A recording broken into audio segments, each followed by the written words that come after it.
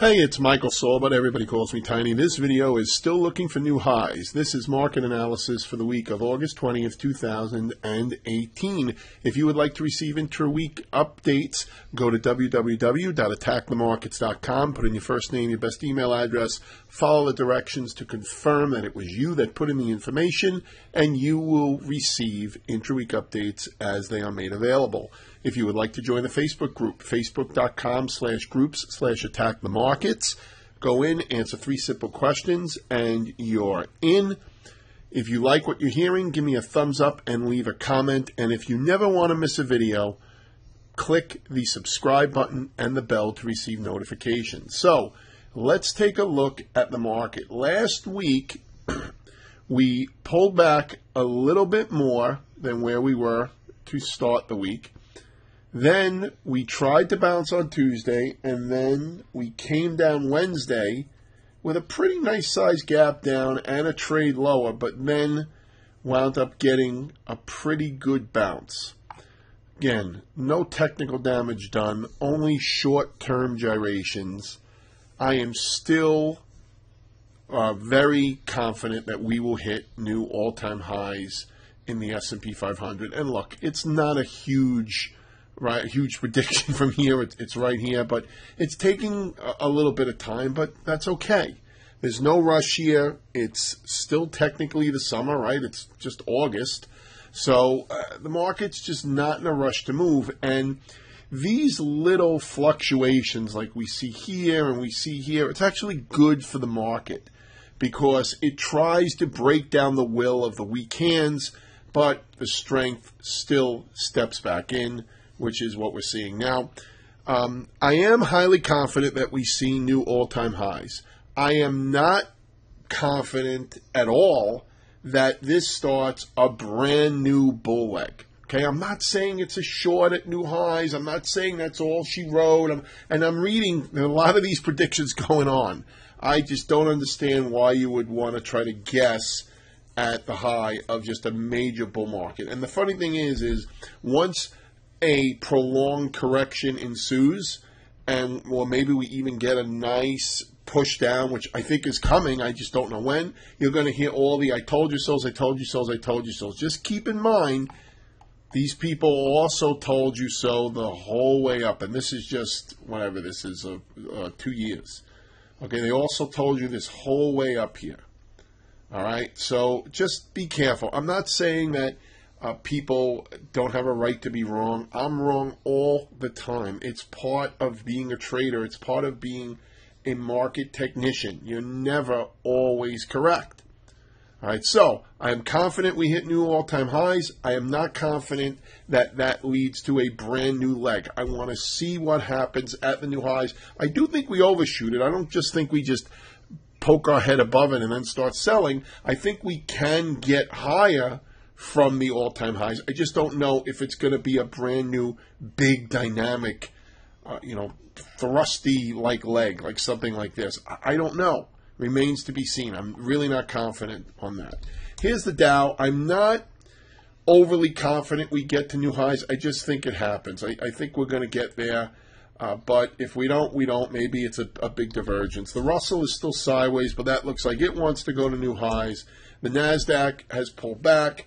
Pausing here, but it still looks like that wants to go to new highs, and then the mid caps also look like they want to go to new highs. So everything looks like they want to go to new highs. Even the Dow, again, I'm not overly confident that happens, but I think the Dow will get there too. I think it'll be, all 5 of the majors are getting there. If we look at sectors, like here's the semiconductors, one of the reasons why the NASDAQ is, lagging is a tough word to use, but it just doesn't look like, hey, look at this, we can't wait to go to new highs. I still think it gets there, but the semiconductors are one of the reasons for more or less a lackluster kind of action in the NASDAQ. Here's Clattank. It was one of the stronger stocks.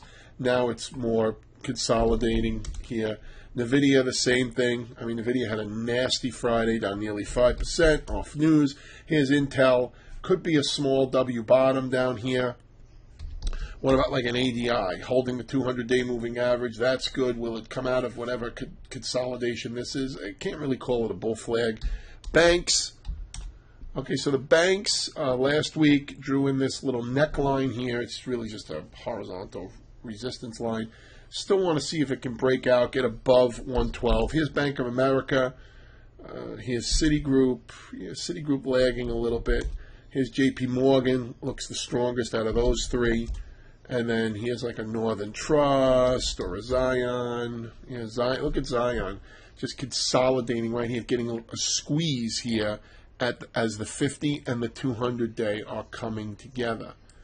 You can see here it's kind of broke out a little bit from this, but can't really get going yet. But keep an eye on this one if you're interested in banks. Here's Goldman, which is actually showing some relative strength compared to recent action. Maybe not to the overall market, but compared to recent action in Goldman, it's actually showing a little bit of relative strength. See if it can continue. It's still under the 200-day moving average, but now it's above the 50, so it may play that ping pong between the 50 and the 200-day moving average. Now, Goldman is a broker, but a lot of people classify it as a bank.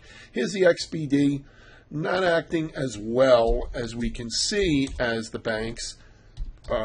Under the 200, under the 50. Could this have held support here? We'll see. I want to see it get above here.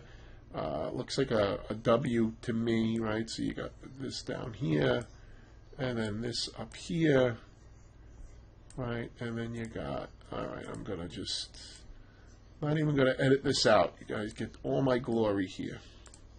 Let's see, create a parallel line here, and then it could be a W here. We'll see. I mean, it's a little assumptive here, right? It's under the 200-day, it's under the 50-day. Let it get above those, but this could be a potential W here. All right, what about like an Interactive Brokers? Just kind of consolidating down here, or Morgan. All right, the biotechs. So the biotechs coming off the highs, but they're acting pretty good. The sector's acting pretty good. Here's like a Biogen. Yeah, not really that nice. Here's Amgen. Looks like it wants to try to remount 200 again. And then how about Gilead? Yeah, Gilead had a nasty, nasty day on Friday. So we want to watch to see if this support from this little ledge holds. All right, let's look at some of the glamour stocks. First, we'll look at the Zuck book. So the Zuck book, we were looking at this, and I mentioned last week our friend Paul Schatz, he had a great blog post about how he thinks the high in Facebook is in for a few years. But you can see this. We drew this in here, and this was a consolidation. I mean, didn't really call it a bear flag. It did resolve to the downside, though, but this spinning top may say, hey, look, they're not really committed to the downside here. This is a lack of a commitment. But if we get down to these lows here, I want to see how we hold, because if it breaks, could be a quick move down to the March lows. Here's the Google or Alphabet. Watch the 50-day moving average. The coil released to the downside. Apple, strong, strong, strong. I said last week that this was looking like it wanted to go higher, and Monday it faked out. Tuesday it paused, but then Thursday, Friday, boom, boom. Nice move up here. How about Netflix? And Netflix looks like it's headed to the 200-day moving average after this small little double top up here. How about Tesla? Yeah, Tesla with a nasty day Friday. So much for that $420 taking it private. Let's see what it does if it retests the July lows down here at 286. Got a lot of emails on last week's video because I said it was the biggest piece of stock manipulation ever, and some people were saying, well, what about Enron and what about WorldCom? Yeah, those were bad too. I just, in the middle of the day, Mr. Musk coming out and saying that. Anyway, there's a pretty decent article about how it's been a trying year for him and all that.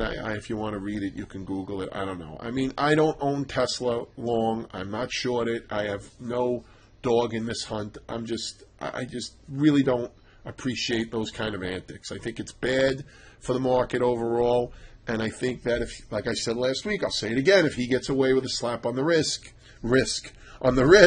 it could be, it could set a precedent for other CEOs to take chances like that. We don't want that. All right, here's Caterpillar. Watch the 50-day moving average, see what that does, and same thing here with John Deere. How about, we didn't look at the Bezos on. Yeah, Amazon. a nice pullback here to the 20 EMA. See if this leads to the continued trek towards 2,000. Bonds. Yeah, so bonds, a lot of people are calling for a bond rally. I'm calling for a bond consolidation because that's what we're in. So it's pretty easy to call for one when we're already in one. But seriously, let's see which way it releases from. Here's oil. So oil looks like it may be headed to the 200-day moving average. And here's gold, which I had talked about last week as looking lower. Still think it's looking lower. I do not think that we are out of the woods yet. At a minimum, I would like to see some testing, but I think we're getting this December 2016 low.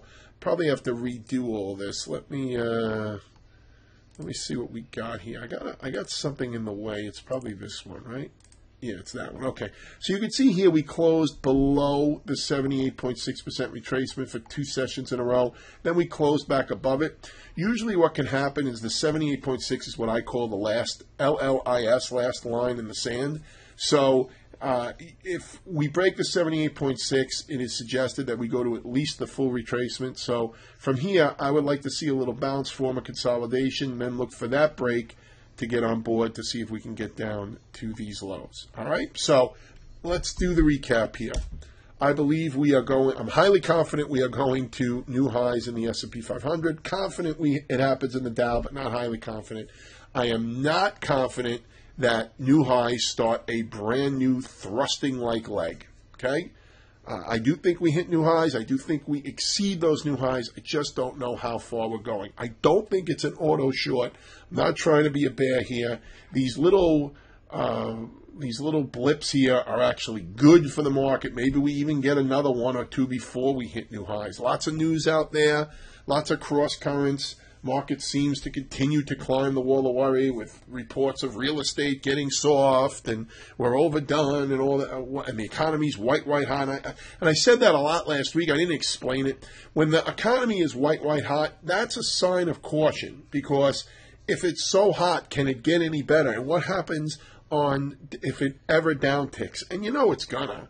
I mean, it can't run this hot forever. So what happens when it downticks? What does that do to the market? What does that do to speculative money, etc.? All right. Anyway, questions, tiny@attackthemarkets.com.